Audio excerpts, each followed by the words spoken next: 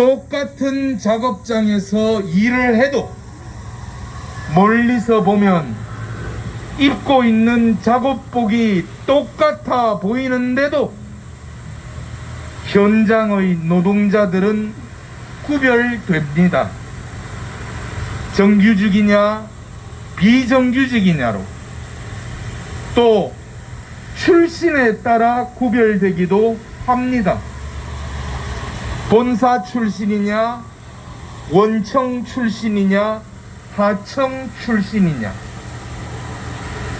구별만 되면 더할 나위 없겠지만 구별은 거의 언제나 차별이라는 혹 하나를 달고 존재합니다.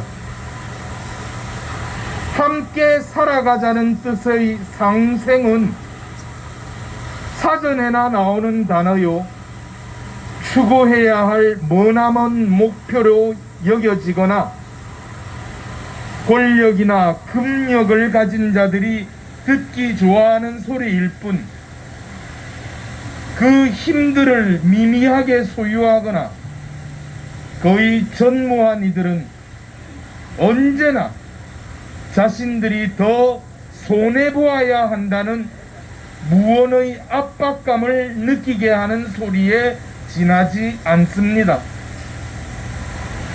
현대자동차, 현대중공업, 미포조선, 한진조선, 대우조선 모두 노동집약산업으로 굴지의 회사가 되었습니다.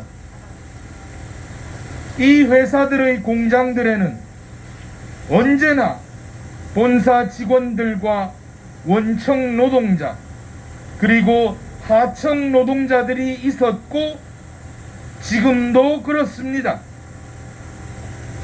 그곳들에 존재하는 노사 갈등은 거의 언제나 노 갈등이라는 가면을 쓰고 등장합니다.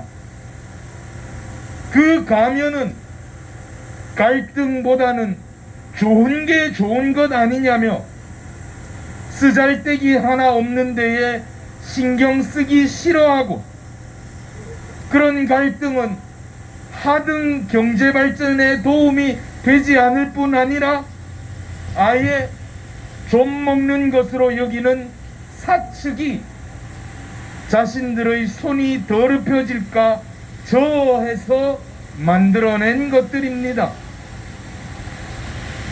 지주 아래에 존재하면서 지주와 소작농민 사이에 소통의 물꼬를 관리하는 사람들이 마름입니다. 소작농들로부터 얻는 존경과 신뢰보다는 지주로부터 받게 되는 물질적인 이득이 더 커 보이기에 대부분의 마름들은 지주 편입니다. 노동자와 노동자를 서로 경쟁시키고 서로가 서로를 차별 대우하며 서로가 서로를 혐오하게 만들면 사측은 어느 일가는 값싼 노동력을 더 많이 확보할 수 있고 그들은 그만큼 더 큰 이익을 보는 것처럼 보이게 하는 사회가 자본주의 사회지요. 노동자와 노동자가 한바탕 개싸움을 벌이도록 공작질을 해대는 것이 우리 시대의 마름들의 주된 역할입니다. 데자뷰라는 말이 있습니다. 프랑스 말입니다. 사전을 찾아보니 기시감이라고 했습니다. 예전에 어디서 본 것 같은 느낌이 들 때 데자뷰라고 한답니다. 현대자동차, 현대중공업, 미포조선, 한진중공업, 그리고 지금 여기 대우조선, 공장 부지들은 다들 다른 곳들에 있는데 거기서 벌어졌던 혹은 벌어지고 있는 갈등의 모습은 참으로 닮았습니다. 겉만 비슷한 게 아니라 그 속도 참 비슷합니다. 우리 시대의 마름들은 주로 본사 직원들 중심의 노조, 원청 노조들, 그리고 언론입니다. 이들 중에 가장 악독한 마름이 언론입니다.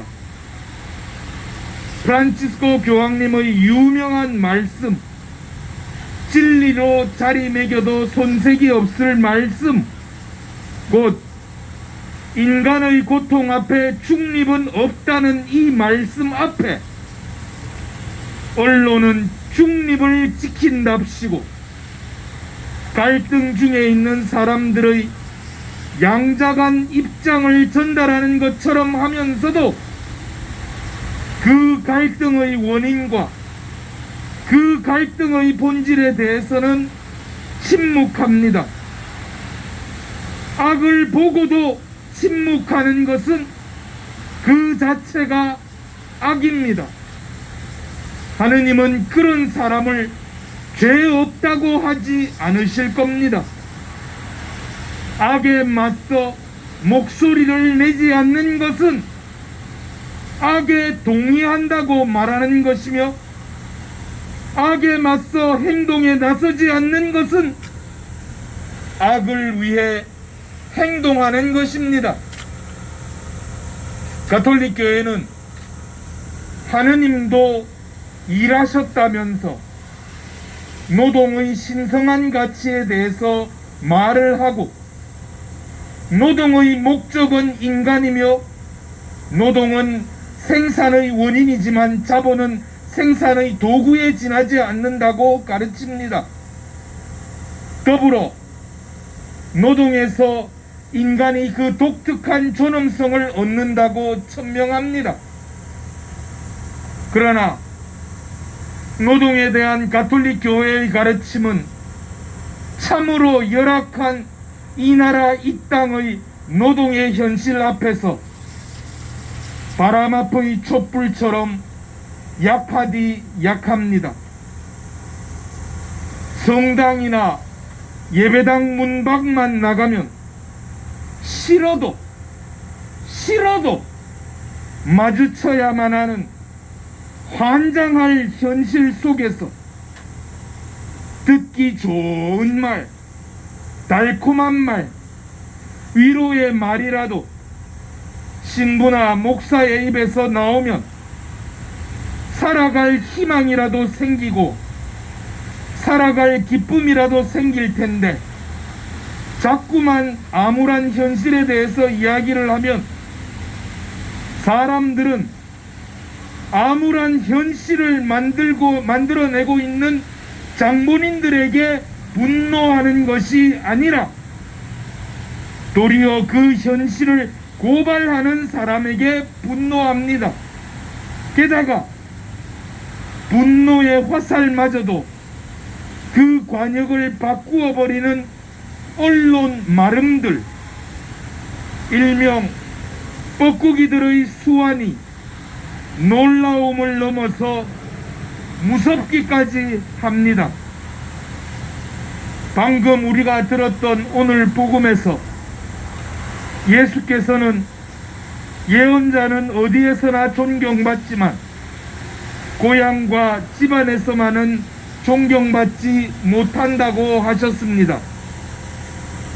고향과 집안, 그곳에서 사람들은 가장 편안해집니다. 가장 편안해지기 때문에 그래도 고향 사람들과 집안 사람들은 내 편이겠지 하는 마음에 가장 편하게 마음속을 드러냅니다. 예수님께서도 그러셨나 봅니다. 당신의 마음속 사랑을 드러내 보이셨으니 말입니다. 그런데 고향 사람들과 집안 사람들은 그런 예수님을 반기지 않습니다. 그들은 그분을 못마땅하게 여겼다고. 방금 우리가 들었던 복음은 정확하게 그들의 심기를 전합니다. 정작 분노해야 할 대상, 못마땅하게 여겨야 할 대상에게는 그러지 못하고, 종로에서 뺨 맞고 한강에서 눈 흘기는 작태는 2000년 전이나 오늘날이나 변한 것 하나 없이 그대로입니다. 분노한다는 것, 올바르지 못한 것에 대해 분노한다는 것, 그것은 저항입니다. 뿌리에 대한 저항입니다. 그리고 바로 그 저항이 부활의 또 다른 말입니다. 불의한 것, 거짓된 것, 피를 말리게 하고 포기를 강요하게 하는 것, 그런 것에 저항하는 데서부터 참 삶이 시작됩니다. 부활의 삶이 시작됩니다. 그리고 이 저항이 바로 진정한 역지사지의 모습이요, 그래도 인간을 사랑하려고 하는 힘없는 자들의 본 마음입니다. 사행시로 역지사지의 본뜻을 전하는 것으로 강론을 마치고자 합니다. 한자 한자 운을 떼 주시기 바랍니다. 역으로 지랄을 해줘야 사람이 안 된 것들은 지들이 뭔 잘못을 저질렀는지 깨닫는다. 아멘.